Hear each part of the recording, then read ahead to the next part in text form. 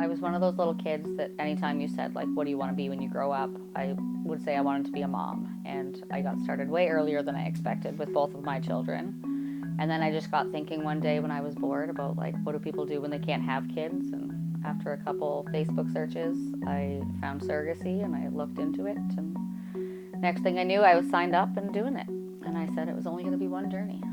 This is pregnancy 7, surrogacy pregnancy 5. Baby here is baby number 10, baby number 8 for surrogacy. There was 3 sets of twins, a singleton, and this one. It was just natural that they would put in 2 embryos and hope that they took, and now I guess the fertility clinics have changed their modes that they do things because they were intentionally causing twin pregnancies far too often. I actually had a terrible first journey, and I was like, I'm never doing it again, this is horrible, and it just ended up being with the agency I was with. We call it the dating phase in surrogacy, where you can get to know the intended parents and they get to know you. And I wasn't told that was a thing, so it was just, here's your parents and go. And then there ended up being a lot of issues in the whole journey, and it ended up being bad at the end. And I was like, I'm never doing it again. But then later on I thought, you know what, I deserve a good journey. So I decided to do it one more time.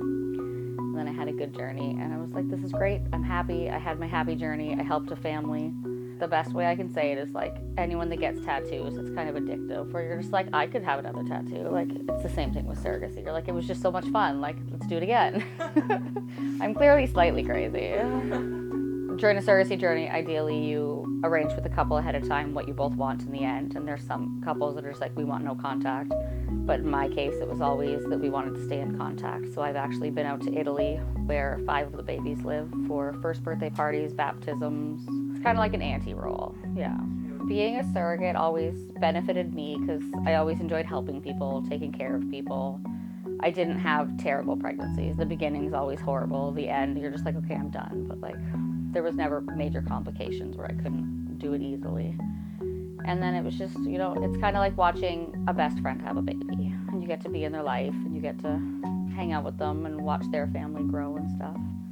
Most people are just like, oh my goodness, you're a surrogate, you must get paid so much. But you don't actually get paid in Canada. You can get reimbursed and stuff, but in the States, they can literally write you a check. And in the memo, just be like, here's $90,000, thanks for the baby. It's very business out there. I get asked the most random questions about surrogacy, and it's anything from, like, first of all, I have only ever done surrogacy for gay male couples. That's just been the couples that I wanted to help.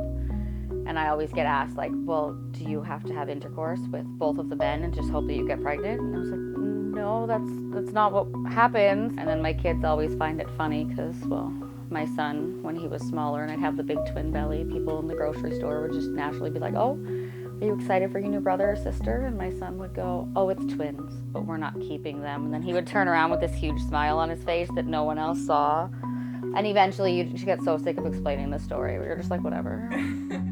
Yeah, the family's been pretty supportive of me being a surrogate, but they're all very much like, we're glad you're done now, you need to stop. My mom often says that I need to be supervised. She's like, you either get pregnant or you get tattooed when you're left alone too long. And she pointed out I have 10 tattoos and I'm on baby 10, so she might be on something.